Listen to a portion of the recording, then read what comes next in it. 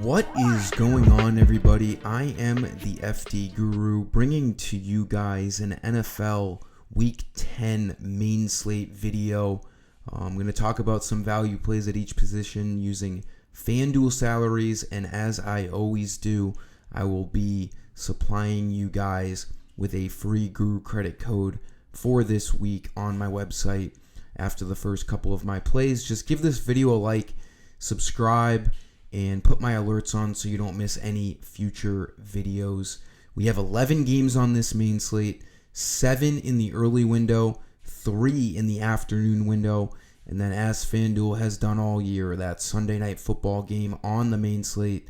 DraftKings does not do that, so that's where the two sites do differ.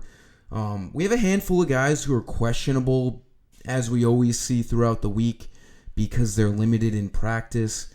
But those guys usually end up playing unless something crazy happens. We'll get more information as the week goes on into the weekend. I'm doing this video on Thursday. I don't see a ton that's going to, surprise us come Sunday, but you never know.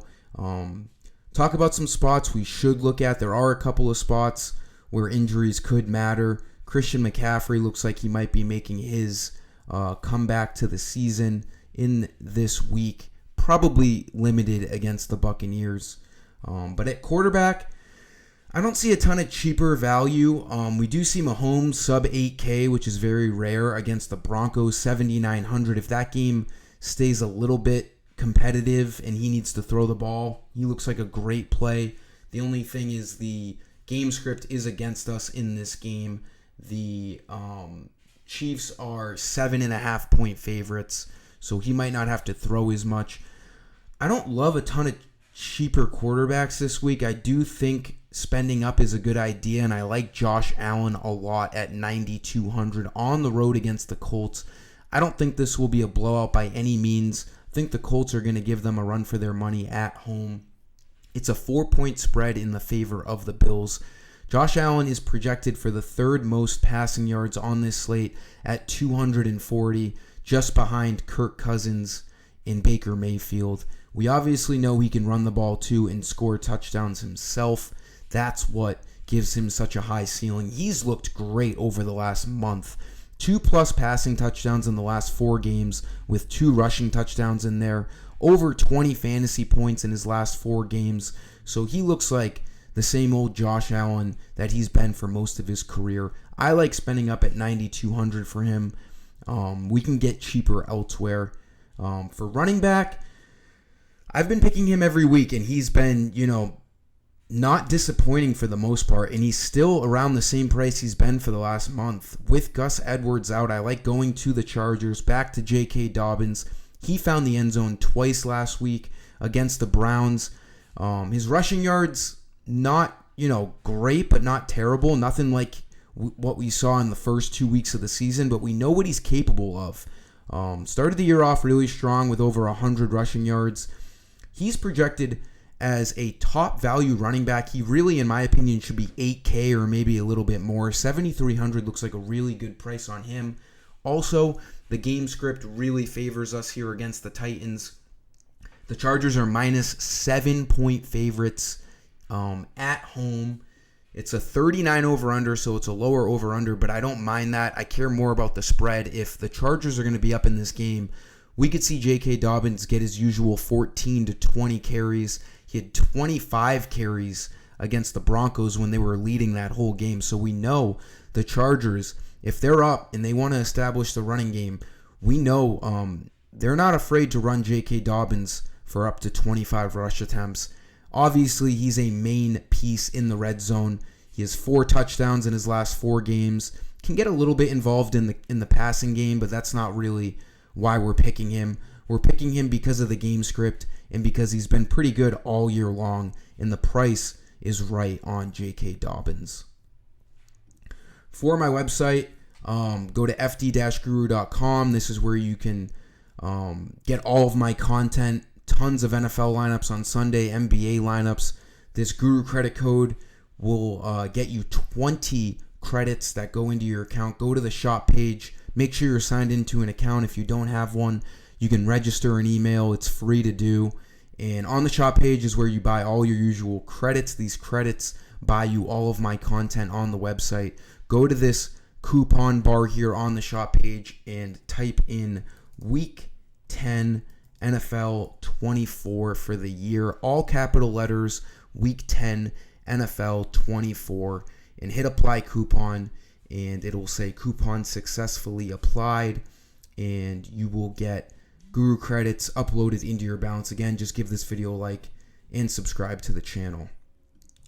For wide receiver, a guy that won us a good amount of money on Monday Night Football, and we almost took things down until Kareem Hunt capped off that overtime drive with a touchdown, kind of pushed us back a little bit, but nonetheless, a great Monday Night Football slate because we had DeAndre Hopkins everywhere. He is not priced up. Obviously, the 2 games ago when he first got traded was on a short week notice. I didn't expect much from him, not really practicing through the playbook. I really liked him on Monday Night Football. First game as a Chief with a full week of practice. And, I think him fitting into this Andy Reid playbook is really going to work out. 8 catches, 86 yards, 2 touchdowns. He's the number 1 target for Mahomes against the Broncos. 24.5 fantasy points. 6,000 is not expensive enough. He looks like, in my opinion, right now, the best value play at wide receiver. Obviously, you have Travis Kelce there as well, but Hopkins is going to get plenty of looks from Mahomes against a Broncos defense that has been well below average overall throughout the whole year. So Hopkins looks great at 6K. Other things you want to look at, the Buccaneers. We all know how banged up they are. Godwin out for the year. Mike Evans out for the next few weeks until after the bye week. We got to keep an eye out on Jalen McMillan. He missed practice on Wednesday. He was out last game. We saw Sterling Shepard, really benefit off of that. 4 catches, 48 yards. He's only 5,700. He's also questionable with a hamstring. If McMillan is out and Shepard's in, Shepard would look like a pretty good value play. If both guys are out, Trey Palmer would almost be a must-play as the number 1 receiver. This is something we want to keep an eye out on as we approach Sunday. But nonetheless, that'll go right into my tight end play.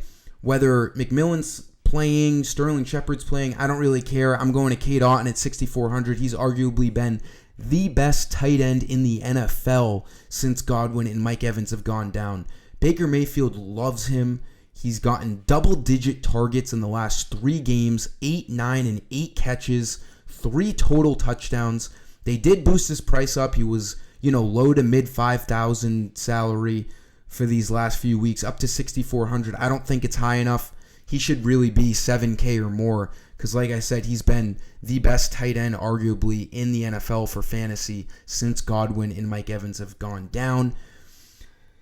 49ers, not a great matchup, but it is a good game script, so we'll find the positive in that. They are 6.5-point underdogs at home, so if they're going to be down in this game, Baker Mayfield is going to be needed to throw the ball, which means Cade Otton could be projected out for another double-digit target game, which would be awesome. You have Travis Kelce, $600 more at 7K. I don't mind him either. He's been looking better as of late. Double-digit fantasy points in 4 out of his last 5 games after a really bad start to the year. 16 targets on Monday Night Football. Mahomes was throwing all over the place to Kelce, DeAndre Hopkins. I don't mind it. I don't mind a little stack. If you think the Broncos can keep this game close, you could do Mahomes with Hopkins and Kelce. They're all very affordable, and I don't mind it at all. But my favorite value play right now at tight end is Cade Otton at 6,400. I still don't think the price is high enough on him with that kind of usage he sees in that Bucs offense. And then defense, there's a lot of luck involved, so I try to spend, cheaper on defense, sub 4K ideally. I like the Commanders at home at only 3,500 against the Steelers. Commanders defense hasn't been too bad. They're like basically average for the season. They are favorites in this game, 45 over-under. It's a pretty high over-under, but a lot of projections and optimizers like what the Commanders can do on Sunday at only 3,500. Again, whatever fits into your build. The defense, in my opinion, should be the last guy in your lineup, whatever fits in. I don't think you should, really spend a lot of time worrying about the defense. Just whatever. It's more of a gut feeling how you think a game's going to play out. So I like the Commanders at 3,500. That'll do it for this video, guys. Give it a like. Make sure you punch in that GURU credit code. Let's have a huge Week 10 Sunday. And I appreciate you guys for stopping by. Until next time, I am the FD Guru. Peace.